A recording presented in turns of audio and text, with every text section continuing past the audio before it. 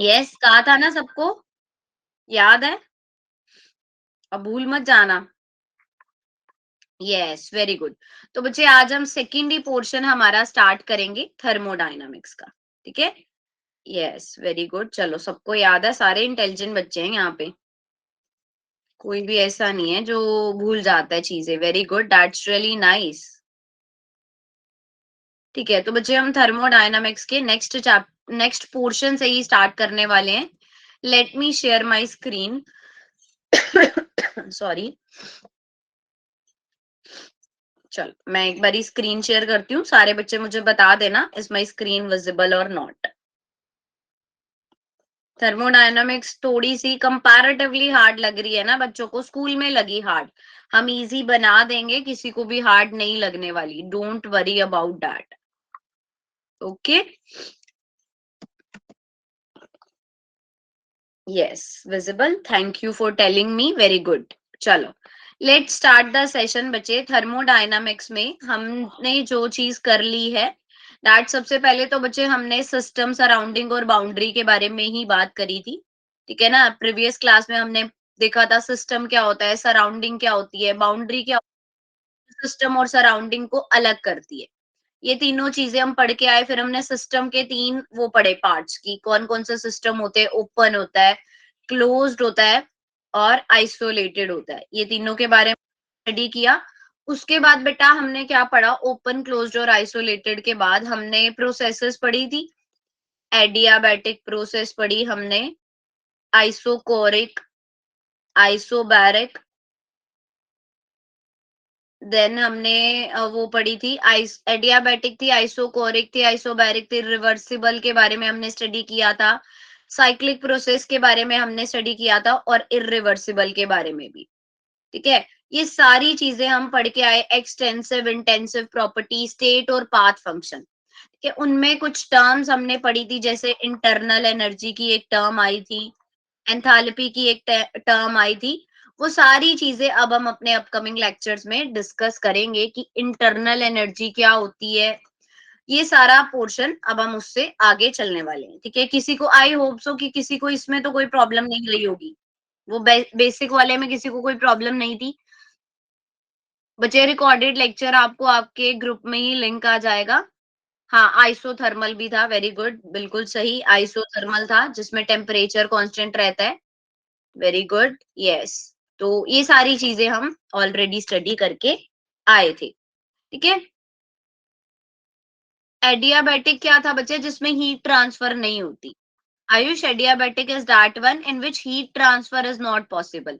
जैसे हमने उसमें करा था ना, कौन सा एग्जांपल लिया था इसमें, जैसे हम बोल रहे थे कि कोई भी वाटर को अगर हम थर्मोस फ्लास्क में रख देते हैं तो उसमें से ना तो हीट ट्रांसफर होती है ना मैटर ट्रांसफर होता है। तो एडियाबैटिक कौन सा होता है, जो अपनी हीट जो है वो सराउंडिंग को ट्रांसफर नहीं करती, that would be considered as adiabatic.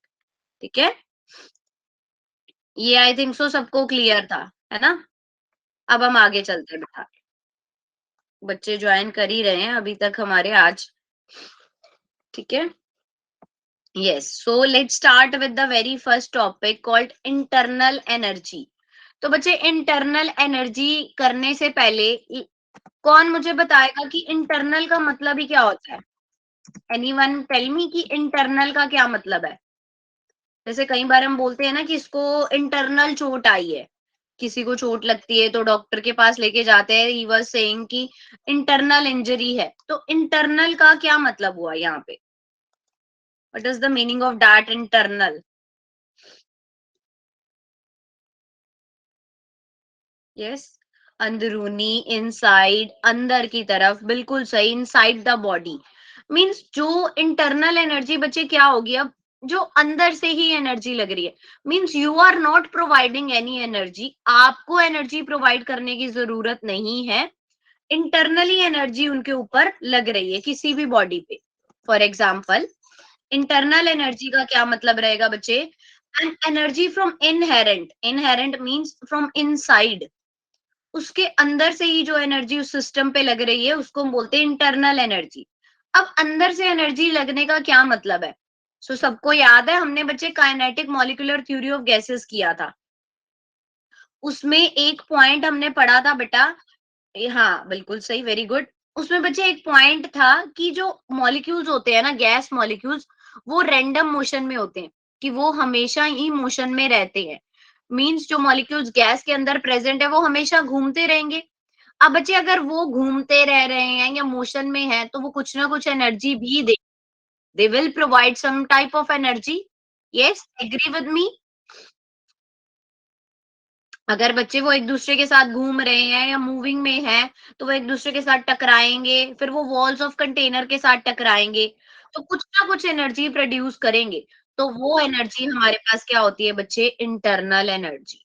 That energy is considered as internal energy. ठीक है? उस एनर्जी को हम क्या बोलते हैं? Internal energy. ठीक है? Very good. So let's see the definition बचे। The an energy from inherent in every system is the internal energy।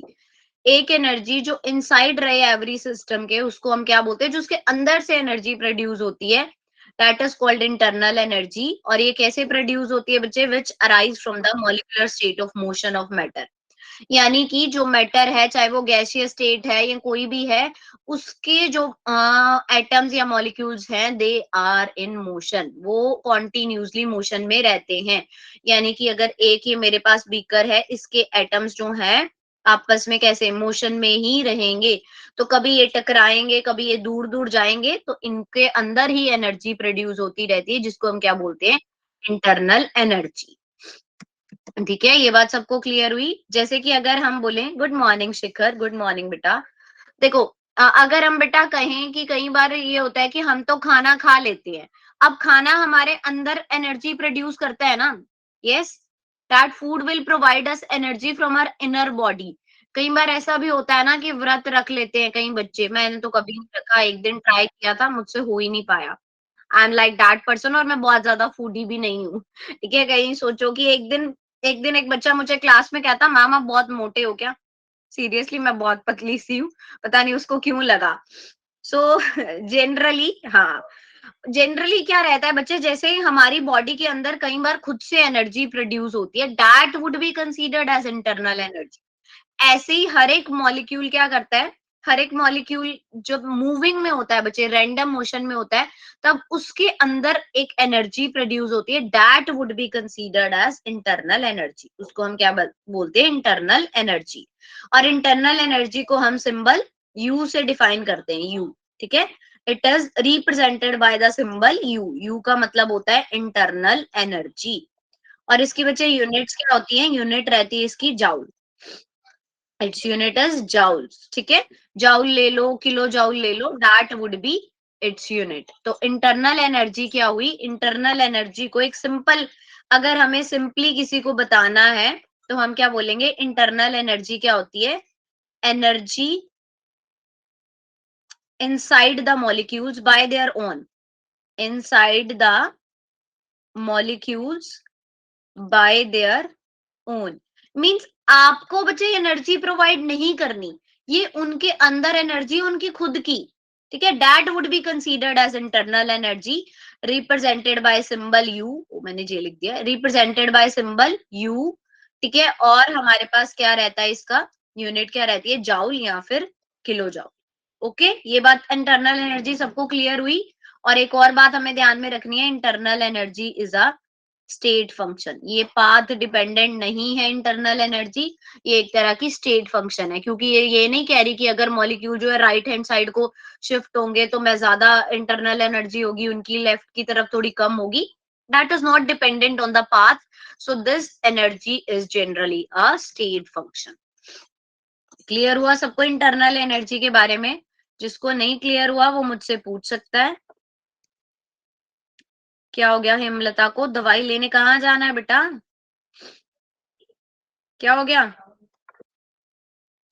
चलो, यस यस, ठीक है, यश क्लियर है, अबू क्लियर। और भी बच्चे फटाफट से बता दो बेटा, कोई भी प्रॉब्लम होगी आप पूछ सकते हो। Yes Shikhar, you can ask बेटा। बच्चे, इंटरनल एनर्जी क्या होती है? जो मॉलिक्यूल की इनसाइड एनर्जी होती है, ठीक है ना, जो उसके अंदर से खुद ब खुद एनर्जी होती है। जैसे मॉलिक्यूल्स क्या होते हैं बच्चे? वो मोशन में होते हैं, रेंडमली मोशन में होते हैं। तो जब वो मोशन में रहते हैं, तो उनके बीच में क्या होती है? एनर्जी। स्टेट फंक्शन और पाथ फंक्शन। स्टेट फंक्शन बच्चे वो होते हैं जो पाथ पे डिपेंड नहीं करते कि आप कौन सा पाथ फॉलो कर रहे हो, कौन सा रास्ता लेके चल रहे हो। ठीक है, कौन सा रास्ता लेके चल रहे हो उस पे वो डिपेंड नहीं करते। कि अगर आपकी बात मैं करूं कि टेम्परेचर की बात अगर हम करें बेटा, ठीक है, टेम्परेचर क्या होते हैं, टेम्परेचर जो है वो एक तरह से पाथ डिपेंडेंट नहीं है। कि आप किसी भी पाथ से ले लो, कि अगर मैं बोलूं कि मेरे को ये चीज इतने पे हीट करनी है, मान लो हीट अप करना है मेरे को वाटर को, तो अब वो किसी भी डायरेक्शन में करो, that don't depend on path. लेकिन अगर वर्क डन की बात करी थी हमने कि यहाँ से ए से बी तक जाना है, मान लो 5 किलो जॉल का इसका वर्क लगा, सी से डी तक जाने वाले ने वो ऐसे गया है। अब बच्चे उसका वर्क डन तो ज्यादा होगा, उसने इतनी वो करी है ना, हर्डल्स में से निकल के गया है, मुश्किलों में से निकल के गया है, तो उसकी क्या होगी, वैल्यू थोड़ी ज्यादा होगी। So that's why it is path function, जो रास्ते पे डिपेंड करता है। अब कई बार आप बोलते हो ना कि मैं बोलूं कि यश तुम्हारा घर कहाँ पे है मुझे बताओ, तो वो बोलेगा मैम आप लेट हो रहे हो, आप शॉर्टकट लेके आ जाओ, तो मीन्स मेरा टाइम बच गया, वो एक पाथ फंक्शन हो गया। अब अगर एक ही रास्ता है, सीधा-सीधा मुझे चलना है, तो फिर वो स्टेट फंक्शन होगा कि वो पाथ पे डिपेंड करता ही नहीं है। So clear about state and path function Anisha, Mayukh and Yash. Factors कौन से बचे Yash? Which factors you are asking about?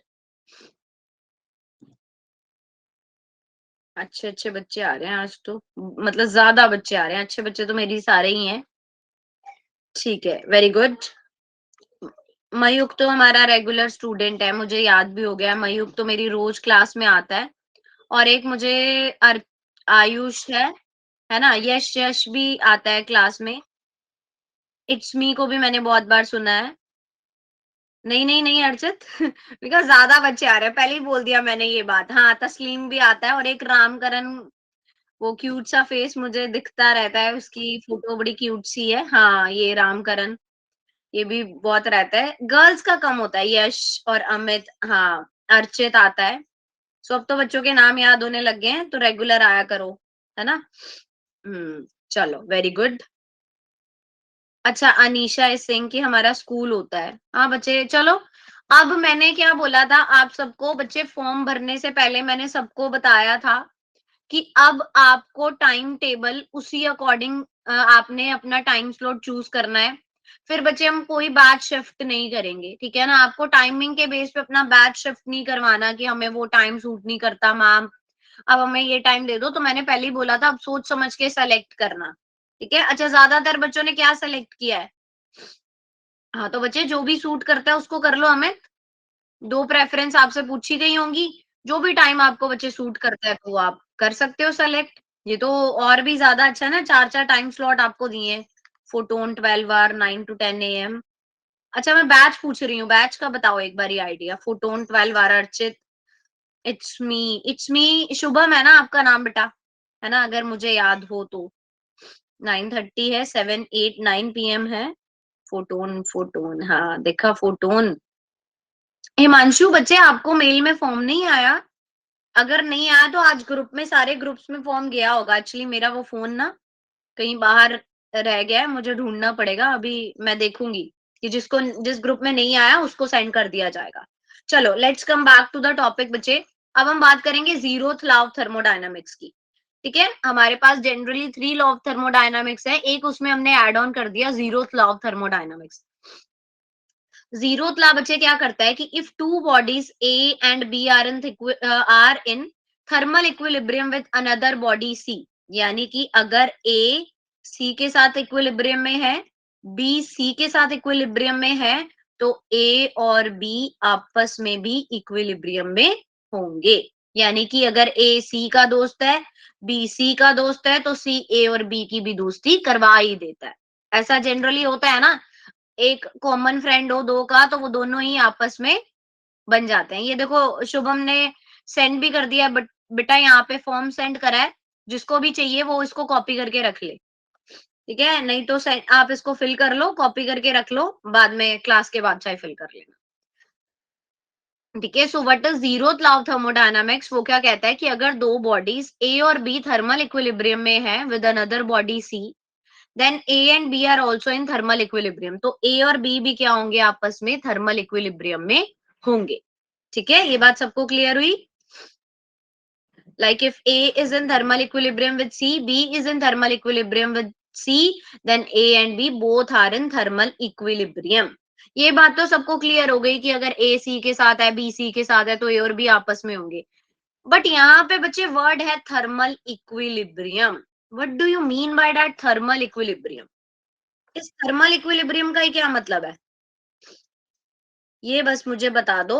Law तो आसान है, बस मुझे थर्मल इक्विलिब्रियम के बारे में बता दो। ये तो सबको क्लियर आया।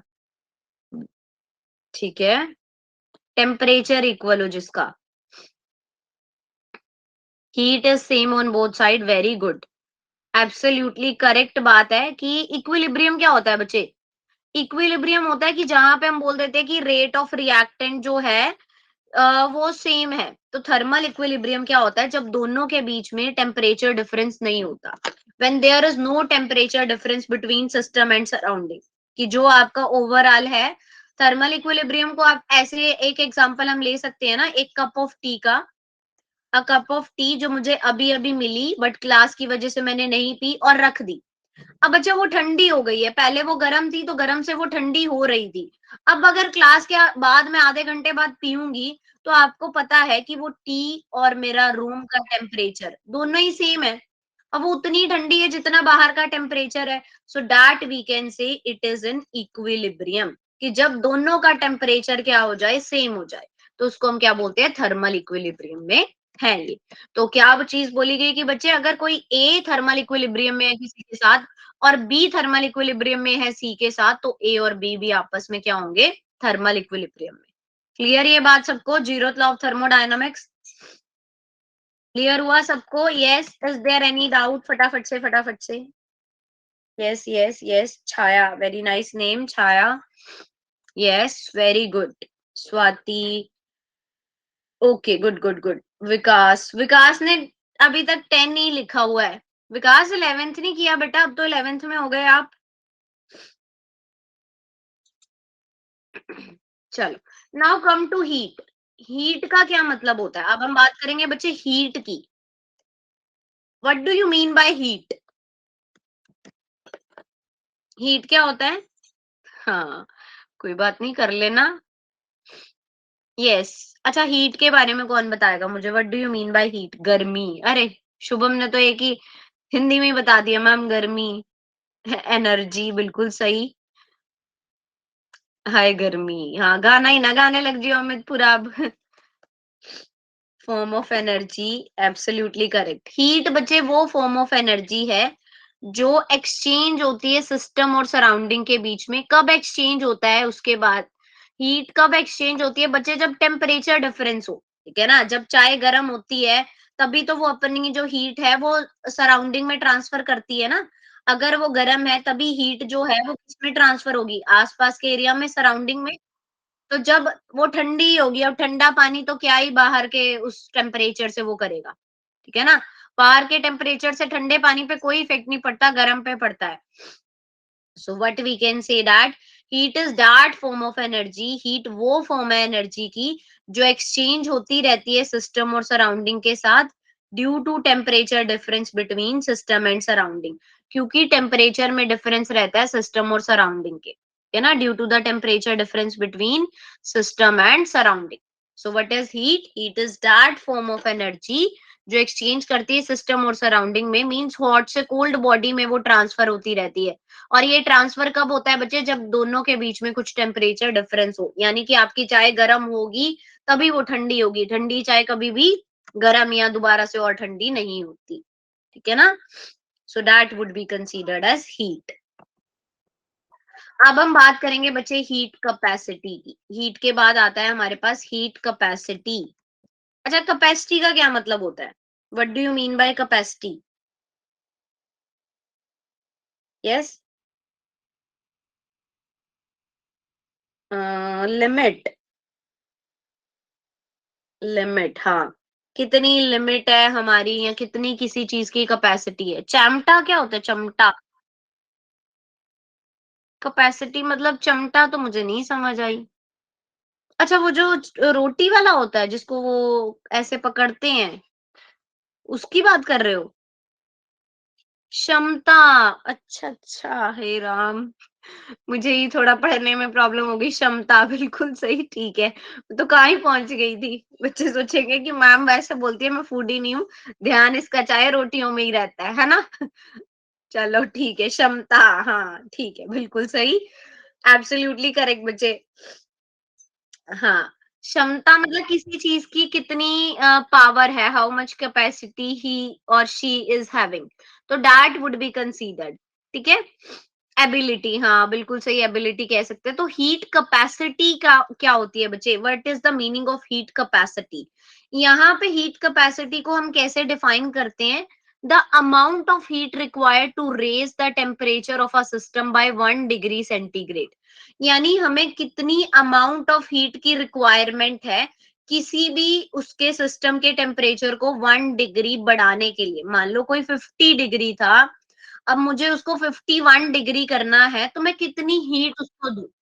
ठीक है ना? कितनी हीट आप ट्रांसफर कर सकते हो कि उसका टेम्परेचर जो है वो 1 डिग्री सेंटीग्रेड बढ़ जाए, that would be considered as heat capacity. वो जो अमाउंट ऑफ हीट आप उसको दोगे कि इतनी अमाउंट ऑफ हीट की इसको जरूरत है, रिक्वायरमेंट है कि अपना 1 डिग्री सेंटीग्रेड टेम्परेचर बढ़ा सकते, ठीक है? So that would be considered as heat capacity. तो क्या होती है heat capacity? the amount of heat required to raise the temperature of a system by 1 degree centigrade under the given process। किसी भी given process में बच्चे 1 degree उसको बढ़ाने के लिए कितनी हीट चाहिए, that would be considered as its heat capacity। Clear है सबको? क्या होता है हीट कैपेसिटी?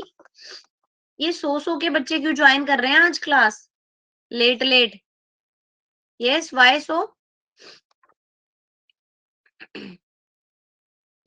चलो, वेरी गुड, क्लियर। अब बच्चे हीट कैपेसिटी का फॉर्मूला क्या रहता है हमारे पास? जनरली हीट कैपेसिटी का क्या फॉर्मूला होता है?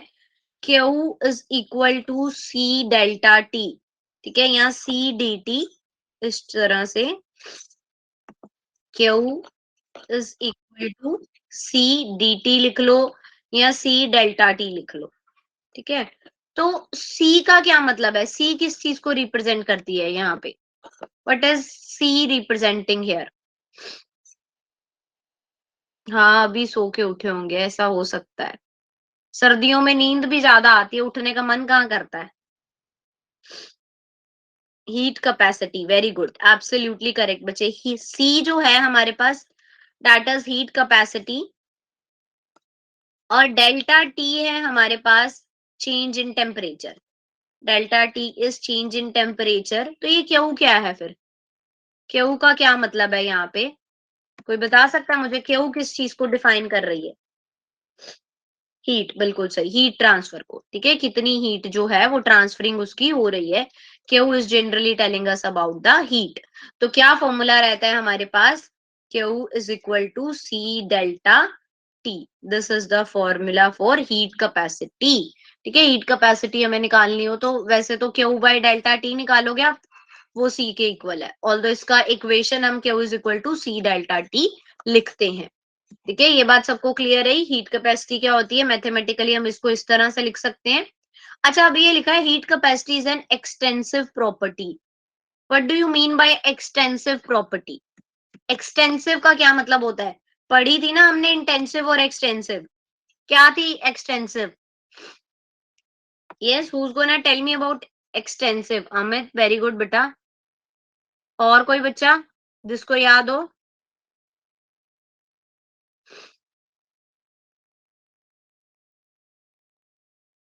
विच depend on quantity, absolutely correct बेटा। जो क्वांटिटी पे, अमाउंट ऑफ मैटर पे क्या करती है? डिपेंड करती है। तो हीट कैपेसिटी आप कितनी अमाउंट दे रहे हो किसी भी उसकी, तो उस पे वो डिपेंड कर रही है, क्वांटिटी पे डिपेंड करती है। That's why heat capacity is an extensive property.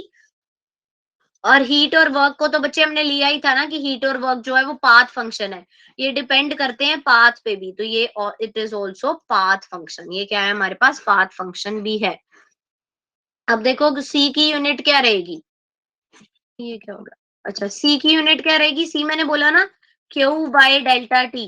तो हीट की यूनिट अगर जाउल है, डेल्टा टी की पर केल्विन हो सकती है ना, तो इसकी यूनिट क्या रहेगी, जाउल पर केल्विन या फिर जाउल पर डिग्री सेल्सियस। अगर आप हीट की कैलोरी ले रहे हो, calorie per kelvin, calorie per degree Celsius. तो these are the units of heat capacity. ठीक है ना, एब्सोल्युटली करेक्ट। तो ये हीट कैपेसिटी सबको क्लियर हुआ? किसी को यहाँ तक कोई प्रॉब्लम हो तो पूछ ले। यस, फटाफट से। मैम हमारी बायो की क्लास है, क्लास टीचर की, तो हम अब क्लास नहीं ले पाएंगे। ओके रशिका, तो आपकी क्या क्लास वो ऑनलाइन चलती है?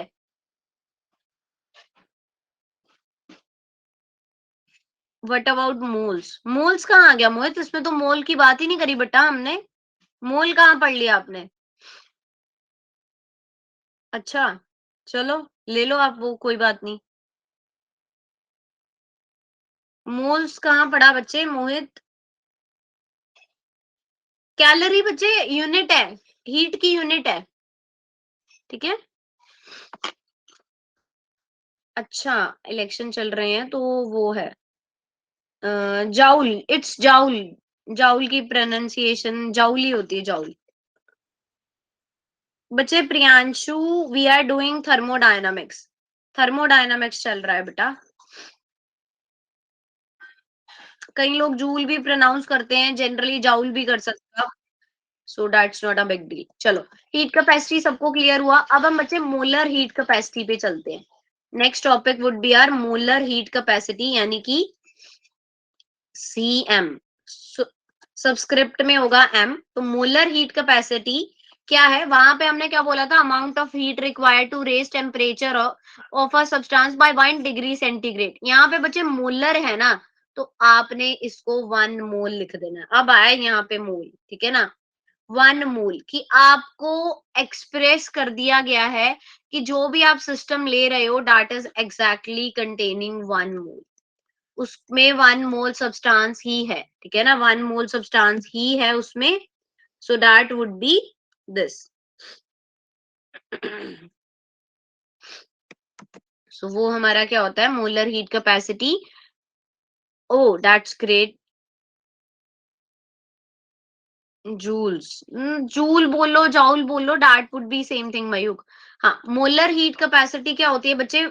जब हमें अमाउंट ऑफ हीट रिक्वायर्ड होती है to raise the temperature of 1 mole of substance by 1 degree centigrade. ठीक है ना, हम क्या करें, एक एग्जैक्ट आपको दे रखी है वैल्यू कि आपका जो सब्सटेंस है वो एग्जैक्टली 1 मोल के इक्वल है।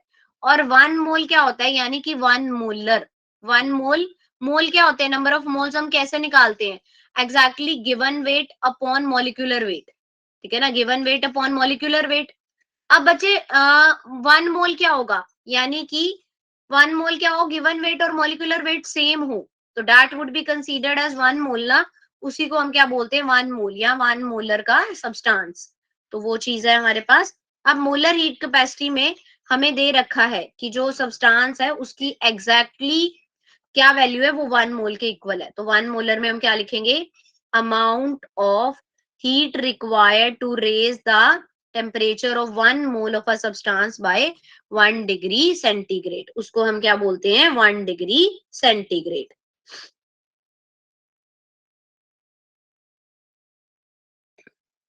ठीक है, यस, इज इट क्लियर? ये क्लियर हुआ सबको? यस और नो? मयूक को क्लियर हुआ और किसी को नहीं हुआ? यस यस, फटाफट से बता दिया करो बेटा। चलो गुड है। तो बच्चे अब हम इसको कैसे निकालेंगे, सीएम मतलब ये क्या होता है, जब हम सी को, हीट कैपेसिटी को किससे, नंबर ऑफ मोल से डिवाइड कर दे। नंबर ऑफ मोल्स मतलब एन ही बोला है ना उन्होंने, एन से डिवाइड कर दो, तो हमारे पास क्या आ जाती है, सीएम की वैल्यू। यानी कि CM is equal to C divided by N. CM की वैल्यू क्या होती है हमारे पास, सी डिवाइडेड बाय एन। अब सी की वैल्यू क्या थी, यहाँ पे मैंने लिखी थी ना, Q by delta T. C की वैल्यू क्या है, Q by delta T, D T by N. तो सी एम क्यू की वैल्यू क्या आ गई, C M into D T into n. This would be the value for molar heat capacity. ये हमारे पास molar heat capacity की value आ गई, ठीक है ना? ये बात सबको क्लियर हुई? cm कैसे निकाला बच्चे हमने? c को वो किया हमने डायरेक्टली, वो क्या किया, डिवाइड कर दिया नंबर ऑफ मोल से। तो c की वैल्यू आपने बच्चे पुट करी, c की वैल्यू क्या थी? Q by D T into N, ठीक है, क्यू बाय डी टी थी, तो n से मल्टीप्लाई करके आपके पास n की वैल्यू क्या आ जाएगी? क्यू की n cm into delta T. So clear about molar heat capacity? फटाफट से।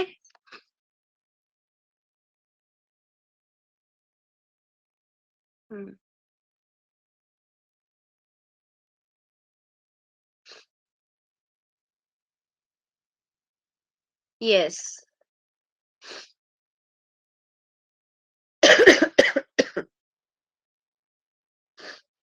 क्लियर है? सो मोलर हीट कैपेसिटी बच्चे इंटेंसिव प्रॉपर्टी है, ये डायरेक्टली डिपेंड नहीं करती, क्योंकि आपने यहाँ पे बेसिकली कर ही दिया, 1 मोल ही है। तो अब हमें अमाउंट ऑफ सब्सटेंस से ये बेसिकली डिपेंड नहीं करती, ठीक है ना? तो ये बेसिकली डिपेंड नहीं करती। सो ये इंटेंसिव प्रॉपर्टी है। हीट की बात है तो बच्चे ऑब्वियसली पाथ फंक्शन ही होगा। हीट है तो हमारे पास क्या होगा? वो पाथ फंक्शन ही होगा। और इसकी यूनिट भी क्या रहेगी? जाउल पर मोल डिग्री सेल्सियस, ठीक है ना? जाउल पर मोल डिग्री सेल्सियस। क्लियर ये बात सबको? यूनिट्स क्लियर हुई? हाँ संदीप, मैं रिपीट कर देती हूँ बेटा। देखो, एक सेकेंड, मैं ना एक दो शीट्स अटैच करती हूँ, फिर मैं आपको एक बार ये बताती हूँ। Just give me a moment. Let me attach one sheet, फिर मैं अपनी स्क्रीन दोबारा शेयर करती हूँ। थोड़ा शायद इसमें ना हमें पेजेस की जरूरत है। Just a minute.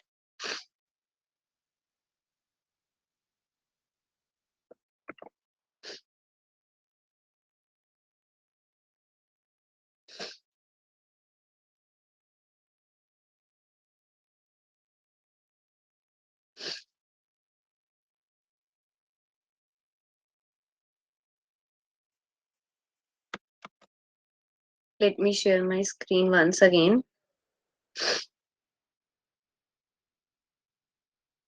यस। चलो, देखो बेटा क्या बात थी। मोलर हीट कैपेसिटी क्या होती है? कितनी अमाउंट ऑफ हीट रिक्वायर्ड है हमें टेम्परेचर को रेज करने के लिए of 1 mole at of a substance by 1 degree centigrade. तो इसको हम कैसे निकाल सकते हैं? This cm is equal to c by n। cm का क्या है? This is equal to c by n, यानी कि जो आपकी हीट कैपेसिटी थी उसको हम डिवाइड कर दें n से। cm is equal to c divided by n।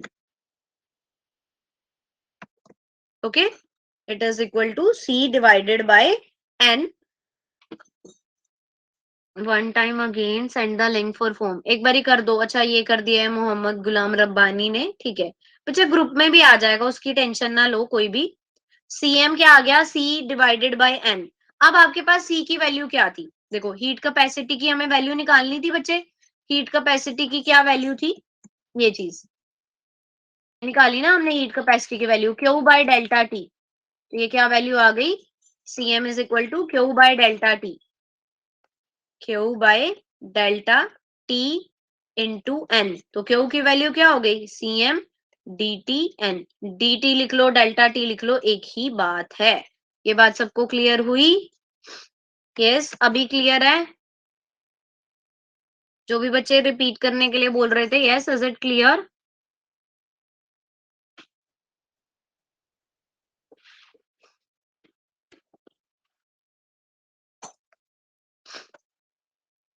Yes, great. चलो अब हम आगे चलते हैं। अब हम बात करेंगे बच्चे relation between CP and CV के बीच में एक बात करेंगे हम। फर्स्ट है molar heat capacity at constant volume. हम पहले मोलर हीट कैपेसिटी लेंगे कांस्टेंट वॉल्यूम पे, यानी कि आपने क्यू की वैल्यू लेनी है कांस्टेंट वॉल्यूम पे।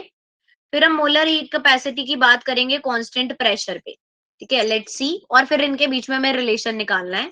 सबसे पहले एट कांस्टेंट वॉल्यूम पे क्या रहेगा हमारे पास? Let's discuss about the constant volume CV पे। Just a minute, let me see. See, ये देखो क्या रहेगा बच्चे हमारे पास। सेकेंड।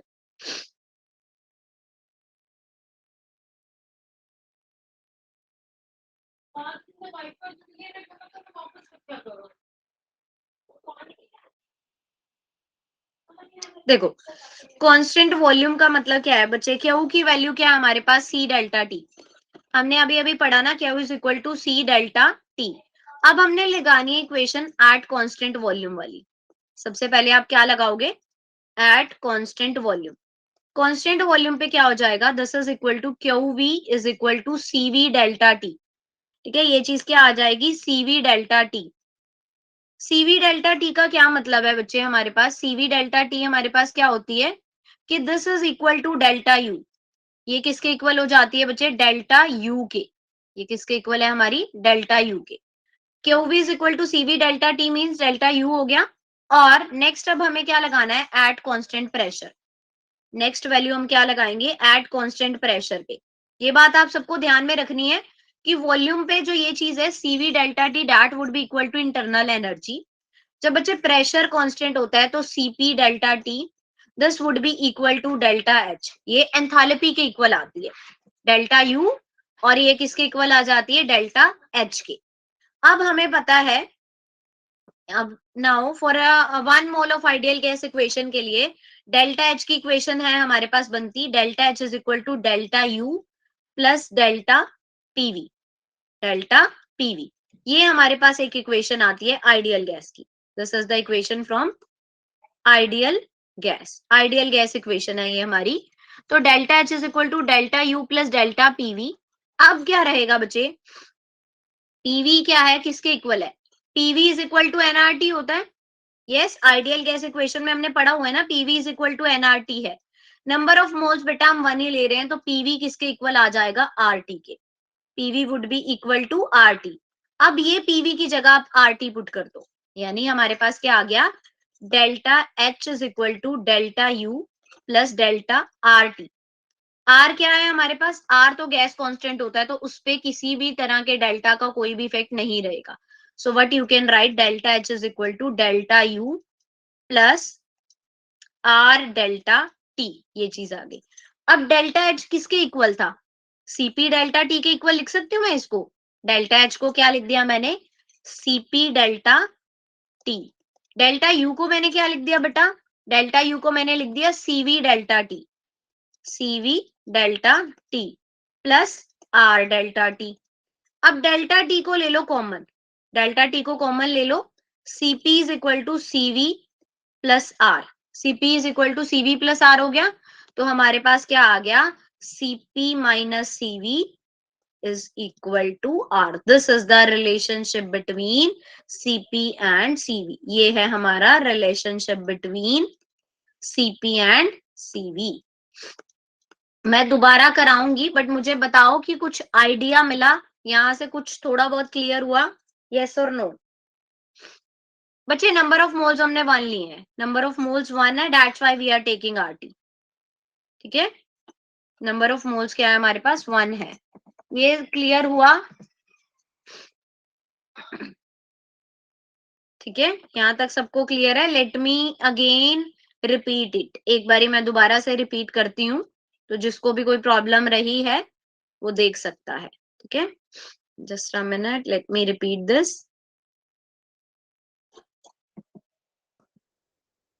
सो बच्चे, molar heat capacity at constant volume और कांस्टेंट प्रेशर पे हमने लिया था।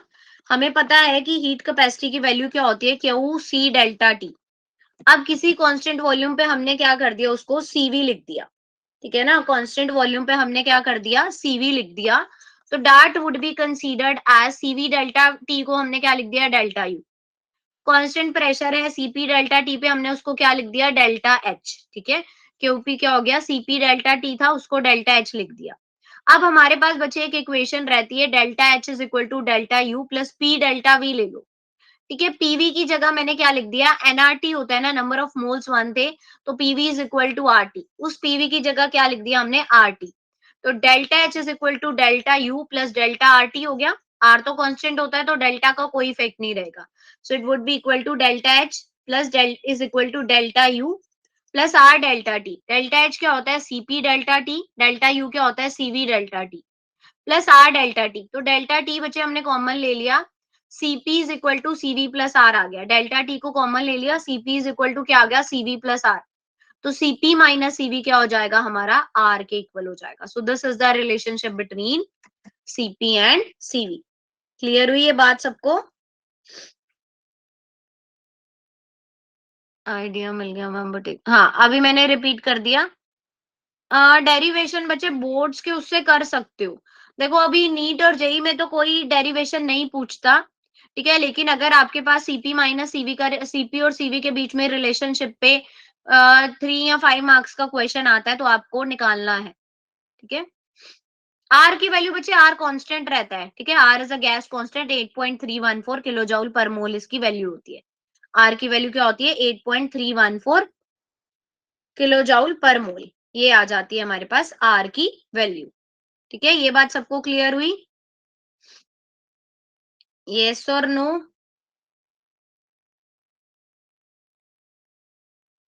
ठीक है,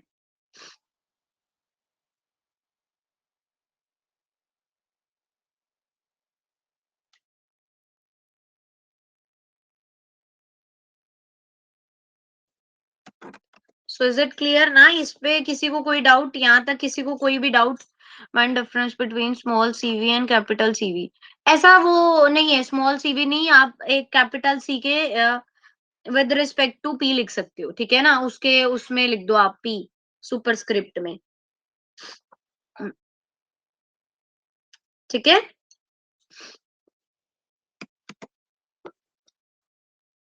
ये क्लियर है ना सबको? यहाँ तक किसी को भी कोई problem? Relation between CV and CP. चलो, now come to the another one, that is specific heat capacity. सबसे पहले बच्चे हमने हीट कैपेसिटी पढ़ा, फिर हमने मोलर हीट कैपेसिटी पढ़ा, then now we will study about specific heat capacity. अब हम बात करेंगे स्पेसिफिक हीट कैपेसिटी के बारे में. देखो स्पेसिफिक हीट कैपेसिटी बच्चे क्या होता है, heat required to raise the temperature of 1 gram of substance by 1 degree centigrade. अब यहाँ पे आपको अमाउंट डिस्क्राइब कर दी गई है, डेट इज 1 ग्राम. क्या हमें अमाउंट दे दी है, heat required to raise the temperature of 1 gram of a substance by 1 degree centigrade, कि कितनी हीट हमें रिक्वायर्ड है 1 ग्राम सब्सटेंस को रेज करने के लिए, उसका temperature 1 degree. So that would be considered as specific heat capacity. उसको हम क्या बोलते हैं, स्पेसिफिक हीट कैपेसिटी. यस, हाँ कह सकते हो आप, अपॉन मास ऐड हो जाता है, बिल्कुल सही. तो S इज इक्वल टू क्या रहता है, C बाय M. C की वैल्यू क्या थी हमारे पास, क्या थी C की वैल्यू, कौन बताएगा अभी मेरे को, फटाफट से बता दो C की वैल्यू क्या थी. यस, इंटेंसिव, बिल्कुल. C की वैल्यू क्या थी, किसको याद है, बताओ फटाफट.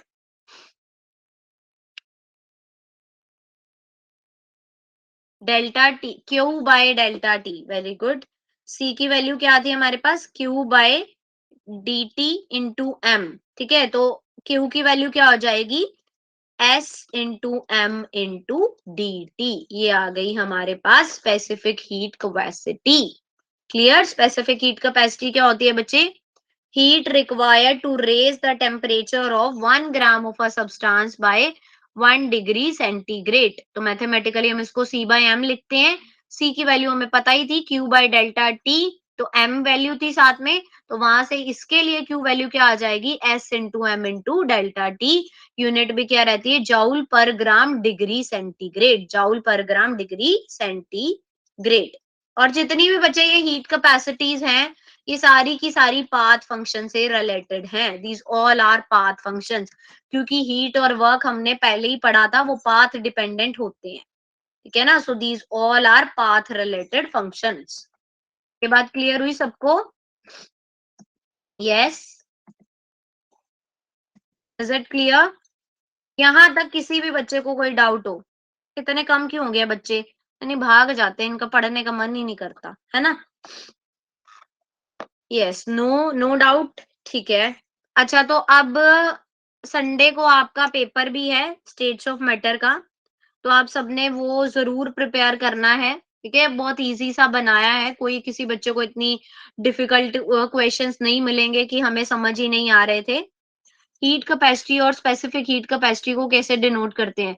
बच्चे हीट कैपेसिटी को हम सी से डिनोट करते हैं और स्पेसिफिक हीट कैपेसिटी को हम एस से डिनोट करते हैं। ठीक है? हीट कैपेसिटी को आप सिंपल सी से डिनोट करोगे और स्पेसिफिक हीट कैपेसिटी को एस के थ्रू। क्लियर ये बात सबको? यस। ठीक है, तो आज हम इतना ही करते हैं। आगे वाला पोर्शन जो है वो थोड़ा सा लेंथी है, उसको हम नेक्स्ट क्लास में करेंगे। हाँ, मैं से रिलेटेड एक डीपीपी आपको ग्रुप में शेयर करूंगी, सबने वो करना है। अच्छा, डीपीपी स्टेट्स ऑफ मैटर की भी दी गई थी। एक छोटा सा मैं आप लोगों को आइडिया दे देती हूँ कि आप डीपीपी के क्वेश्चन देख लेना, उससे रिलेटेड क्वेश्चन ही आपको टेस्ट में मिलेंगे। ठीक है, सेम नहीं कहूंगी बट रिलेटेड क्वेश्चन आपको टेस्ट में देखने को मिलेंगे। तो जिस भी बच्चे ने वो डीपीपी नहीं खोल के देखी, उसको मैं ये जरूर एडवाइस करूंगी कि टेस्ट के लिए उसको देख लो एक बारी, उसके गो थ्रू हो जाओ। ठीक है, so is it clear to all? Thermal equilibrium बच्चे क्या होता है? थर्मल इक्विलिब्रियम होता है जब दोनों टेम्परेचर सेम हो, रिएक्टेंट और प्रोडक्ट दोनों का टेम्परेचर सेम हो। जब हम बोलते हैं ना A is in thermal equilibrium with B, तो ए का मतलब क्या होता है कि वो थर्मल इक्विलिब्रियम, ए का टेम्परेचर और बी का टेम्परेचर सेम है दोनों का, that would be considered as thermal equilibrium. Ma'am अगर ये सेकंड में आ गया तो सेकंड का एस और स्पेसिफिक हीट के एस के साथ मिक्सअप नहीं हो जाएगा? सेकंड में कैसे? नहीं नहीं बच्चे, सेकंड में नहीं आएगा, टेम्परेचर है।